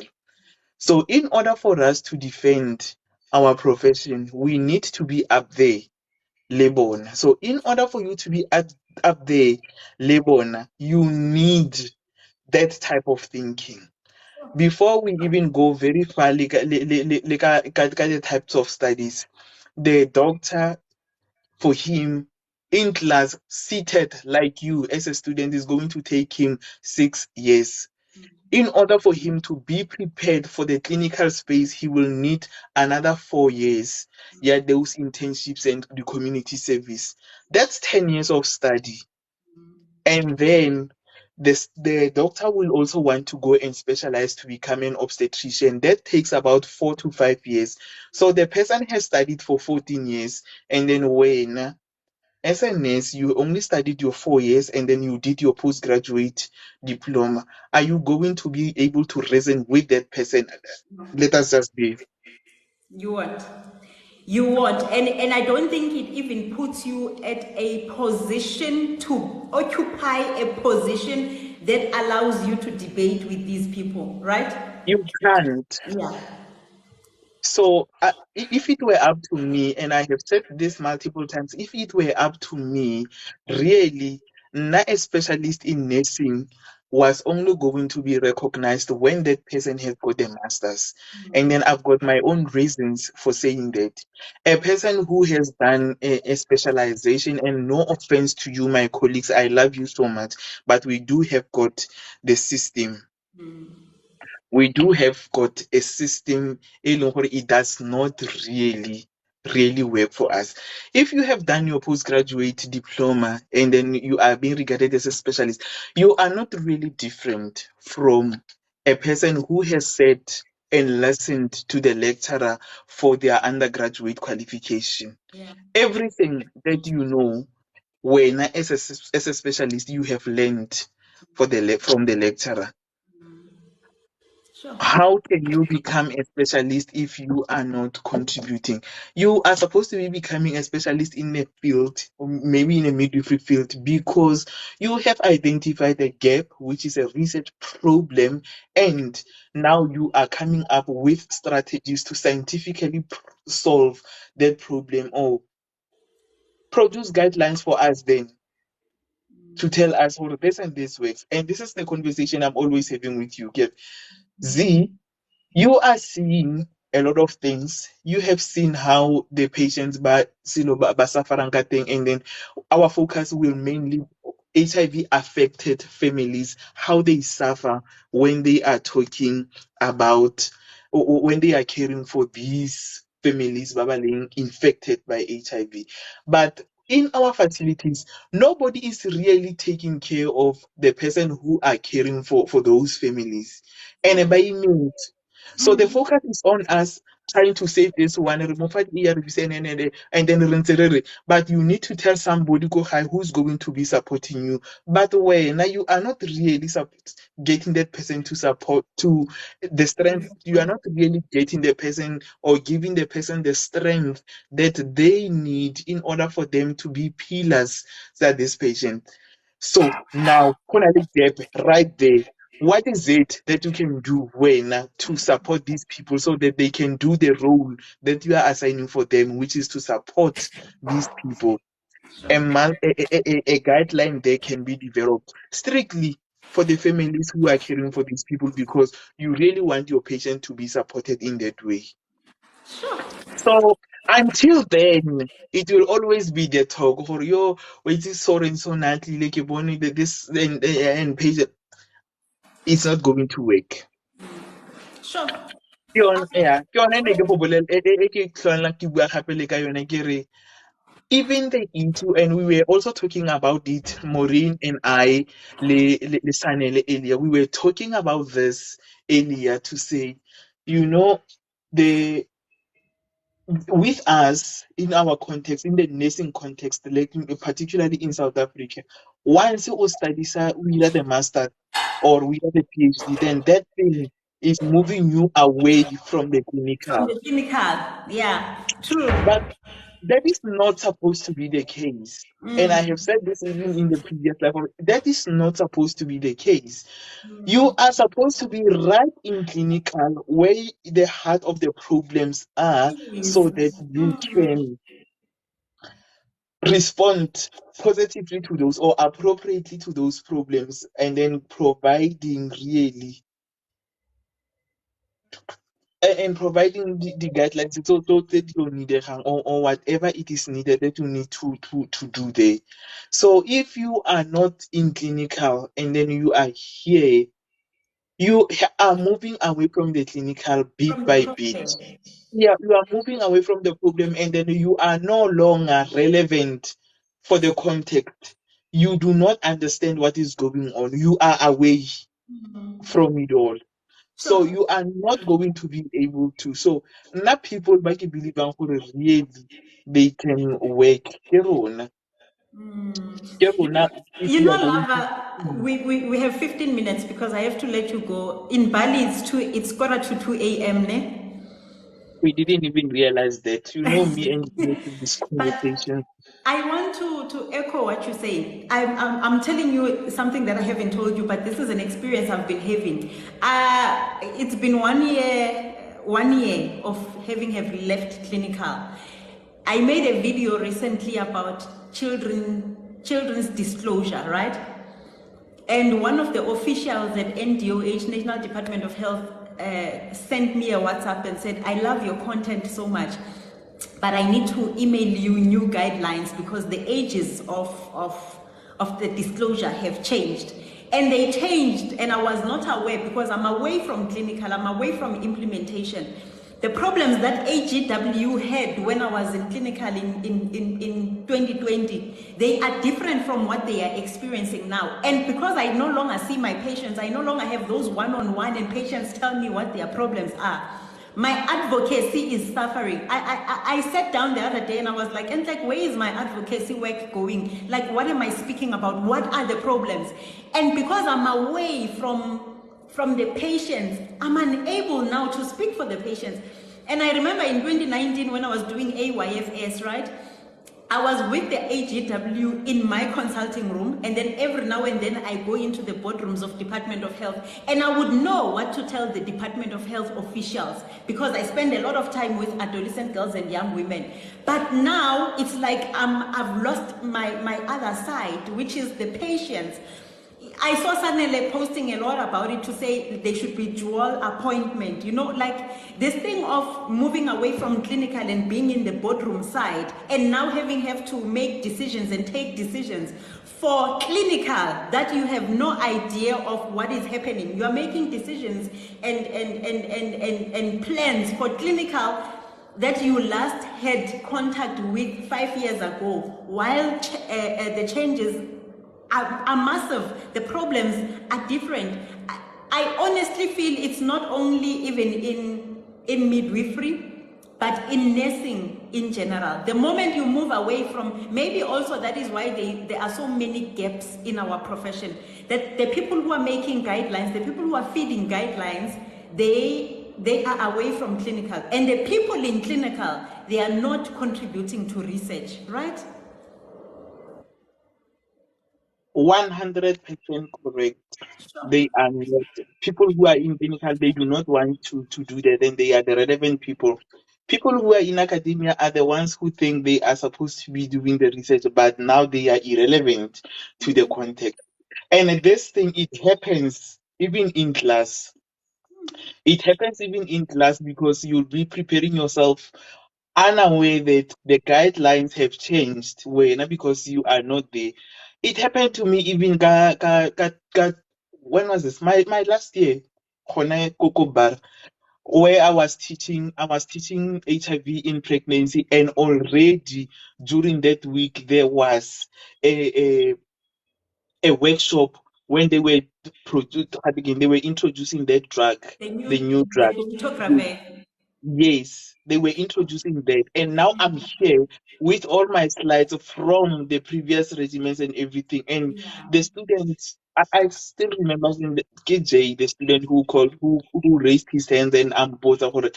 But say, are you aware of the current drug that is doing rounds in the facility? That were, I am aware of the drug, yes, but then we have never been given a workshop about that. But there is a workshop going on currently about, so it happens. So it happens a lot. And then if you are going to do this, our research is not going to be that impactful at all, because we are not going to be able to respond to the problems, or literally we are aware of what the problems might be, or we think we know what the problems might be. It's going to be at superficial level. We are not going to go deeper into the root of the problem, and that's where we miss it. I think you've given all of us on here motivation to do masters. You've given us motivation to not only wait for a bigger position for us to go and do masters, to actually do it because we need to make the impact on the clinical space. I personally thank you for that, because I know you're also speaking to me. I think you've shared quite a lot for your journey. I'm going to ask people who would like to ask Kagiso questions, send a request before I let him give us his last words. When are you coming back, Lava? I am coming back on. I'm flying out tomorrow, but I'm going to arrive on Friday. By tomorrow, you mean today, that side, right? It's still 10 to 12. So, or is it? I don't know, Kenakoma. I think it's on your side, it must be 22 in the morning, But isn't it? let's see. Oh, is it already? Oh, you 10 to 2. Yes, this morning. I'm flying out this morning. Oh, the conference is done. The conference is done. We concluded, Maban. Okay. Okay, someone has requested. Let's see. I hope it's not Zote. Hey. It's Mary. Oh, Mary is your student. She's been saying all nice things about you. Hi, Mary. Hi, how are you? We are good. How are you? I am good. I am not going to be long. Okay, I had everything that you said. I had everything that Mr. Tukis said. But now here's a challenge. I'm going to do my PhD. I'm going to do my master's, right? But we all know that it's us against the economy lead. You're fighting for the salary. The moment I get the master's and the PhD, obviously I'm gonna receive opportunity to move away from the clinical, and that is not solving the problem. The core problem is staying in the clinical, being in touch with the patient so that you are able to solve the problem. But you're going to have to wait. If I stay and solve the problem, that time check I understand. So now how do you tackle that? How do you tackle that? And sometimes I've heard that yes, we're going to spend our studies and do Eric started what you call advanced midwifery, and then you stay there in the very same hospital trying to apply for advanced midwifery post, and you are not taken. Yeah. And then from there you have to move to another hospital where they're going to take you for advanced midwifery, because you want that extra income, understand? And then from there it's a start again. You need to pursue your masters and PhD. It's going to be a challenge again, you understand, to like Gunini and C11, you understand, Amar? Yeah, go, Mary. I will go first because I don't want Kagiso to take all the points, ne? And then I become speechless. Okay. But personally, I think what we are trying to say, Mary, for instance, I've been practicing. I practiced for 5 years before I could leave Department of Health, right? And in that 5 years, Kagiso was saying to me, go and do your PG dip in HIV, and I did not. The one that I finished last year. Kagiso kept on saying to me, go and do your PG dip, and I was not. I feel that had I done my PG dip when Kagiso was saying I must do it, and do my masters, during the time I was still with Department of Health in that 5 years, I feel my patients would have benefited from my masters during those years. But now, okay, greener pastures came, and now I've left clinical, I am here. And it's okay to leave clinical. We're basically not saying that people must not leave clinical. But I think what we are saying is people must do their masters while they are still at clinical, and utilize their masters while they are still at clinical. When an opportunity arises, a greener pasture comes, obviously you have to leave. I mean, it's career progression at the end of the day. But this thing of us, talking about myself, waiting to do our masters only because we are somewhere else now. Look at Kagiso, he did his masters when he was away from clinical. We are born alone. Yeah. We feel that young nurses should not delay or wait to do masters because they want to leave clinical. Young nurses must understand that masters is even required, even here at clinical. And this is my take. I feel if we hold our master's degrees in clinical, we will change the image of our profession drastically. I'm now thinking, if I would have gone back to the clinics in my consulting room, I remember there was a doctor there whom I once asked something from her concerning HIV, and then she was like, but you're the guru of HIV in this clinic. And she was talking that way because I was passionate about HIV. But now I'm thinking how much respect I would have received if I was in the clinical and I had my master's in HIV. I'm thinking how much respect I would have received in the sub-district, in the district, if I was in the clinical and I had HIV. And I think I would have better used my voice to advocate for my patient based on research. So when I was there, I was advocating based on passion and purpose, but not a lot of knowledge, honestly speaking. So I think what we are saying is do your masters while you are still in clinical and make sure that you utilize it. The lady who left a comment on one of my videos and said, what must I do with this masters? To me, that person sounded like she is not even actively using the masters where she is. She's looking for a position where she's going to use her masters. But our masters are very instrumental in clinical. But that doesn't mean now when progression comes, you mustn't move. Move and live the likes of Ozote with masters in the clinical space. And imagine if a young concept walk into your clinic and you are saying, I have a master's in midwifery. That young concept is how did you do it? I also want to register. And a lot of us will have our master's degree and we will have an impact and a say. We will publish papers, guys. We'll publish articles. Any problem we see, we write an article about it. I hear you. I hear you. Kari? Now you have taken all the points. What am I supposed to say?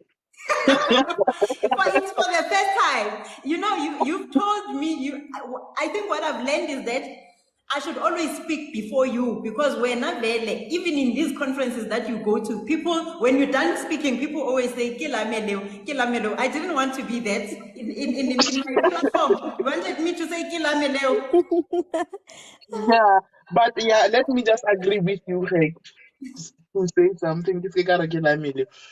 I'm going to agree with you that we are really saying do the masters or do the PhD that is impactful, and then you can leave to a better position or whatever. But knowing that you have fully contributed, you have done your best. Yeah. Because instead of doing replication of something that we already know, or when we read your research topic, if you necessarily answer all of the questions already, that is not impactful.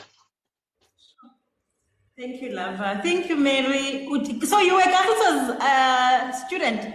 Yes, I was Mr. TK student. I'm class 2018, so I was doing my ComServe last year. So I was part of the last batch that he sacrificed his salary for. He stayed, and we're very much happy. And I'm forever going to be grateful for that, Mr. Tukis. You're welcome. I stayed, and I didn't even mind this. I didn't even mind. I stayed. Yes. Lava, I'm going to give you the 1 minute that is left. You can take as long as you want. It's you who's going to be stuck on a flight for hours. But your last words to anyone who is listening to you today. I know, I don't know why she's not requesting. Kwangelani is one of the people that was really looking forward to this live. There's someone who chose to listen to you because they wanted to embark on a journey similar to yours, but probably they were hesitant for whatever reasons. What are your words, last words? I have already, I'm going to echo what I have said in the beginning, that it is your journey and you know what you want. So Yeah. because you have made a decision here, for this is what I want, be hungry for it and make sure that nobody stops you until that hunger of yours is fulfilled. There will always be stumbling blocks. They will always be there. But I'm a part of the journey. I'm a learning experience for you. Remain resilient and keep your eyes on the goal. Sure. That yeah. And Because that's exactly yeah. what you've been doing. I've watched you over the years, and that's you've been um, living. You've been living by those words. You kept your eyes on the goal. You know, you inspire me so much, and you inspire a lot of people so much. And thank you so much, Lava, for making time. 2 hours of your sleep. Thank you for being here. We can't wait to have you back in the country so that we can. I can't wait to be back. I cannot believe what I'm missing something as simple as cooking my own meals in Jenahan. Okay. Have a lovely night. We will talk during the day, ne? Yeah, I will talk to you before I leave I think the hotel here, because I'm not sure. I struggled getting the connections at the airport, but yeah. Okay. But Okay. Love but you. yeah, I'm gonna let you know. Love you more. Okay. We'll talk then. Sharp, sharp. Bye. Guys. Hi. I'm also gonna leave from here. I'm going to make sure that I reach all my goals. I trust you, girls. I trust you. So, you guys don't know who am I bringing on Sunday. On Friday, I want to speak to Sia. Sia is the nephrology specialist that we were supposed to have spoken to on Sunday last week, but then he was on duty. This coming Sunday, I'm bringing you guys another PhD candidate, Reikane. He works at Movenda. I think you missed today's live. Were you here, Movenda? Yes, it's Siangema. Friday, I think I might speak to Sia to say let him come on Friday, because on Sunday we are going to be speaking to another PhD candidate. I specialize in PhD candidates. We're going to be speaking to Ureikani. He's a lecturer at SMU as well, but in the public health side. Like, I think he's a public health NGAP lecturer at SMU. So yeah, we're going to be speaking to him. Now, let me tell you why I invited him. Reikana was a community healthcare worker. That's what we call them, right? CHW, yes. Reikana was a CHW, and then he moved from being a CHW to doing auxiliary nursing. He became an auxiliary nurse, but now he's a PhD candidate.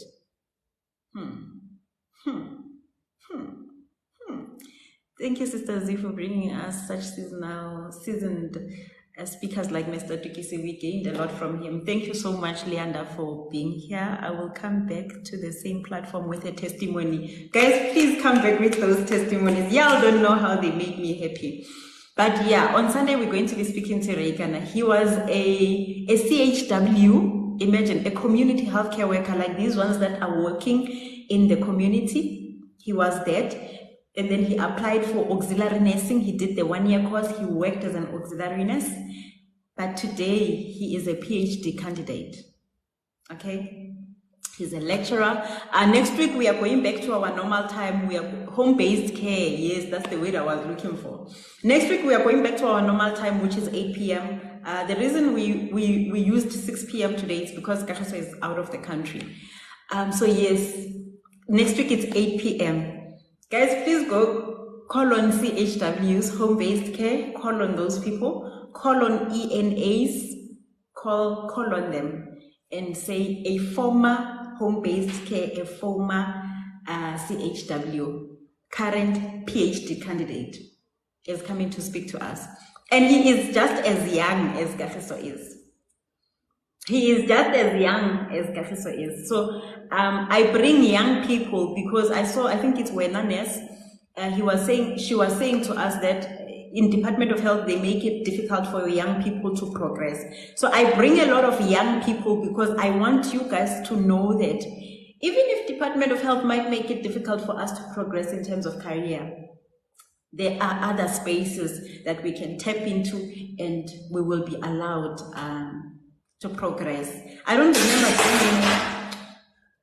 remember bringing a speaker that is above 40.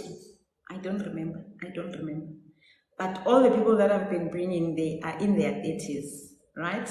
So please let everyone know that on Sunday, we have another PhD candidate. But for now, guys, let me go and work. My laptop is here. I need to do some work. I will see you guys on Friday if we have a speaker, but I will let you know who will it be. I hope it's going to be Osi Yangema. I really hope it's going to be him for the nephrology specialty. Sia is also going towards the PhD direction. We are not here to play. The current generation of nurses, guys, we are not here to play. We are here to eat and leave no crumbs. Anyways, good night, Batum. Nurse, when a nurse, please send me your name. You said you were gonna tell me your name. I promise I won't tell anyone. Good night, guys. I will see you Friday. Definitely Friday.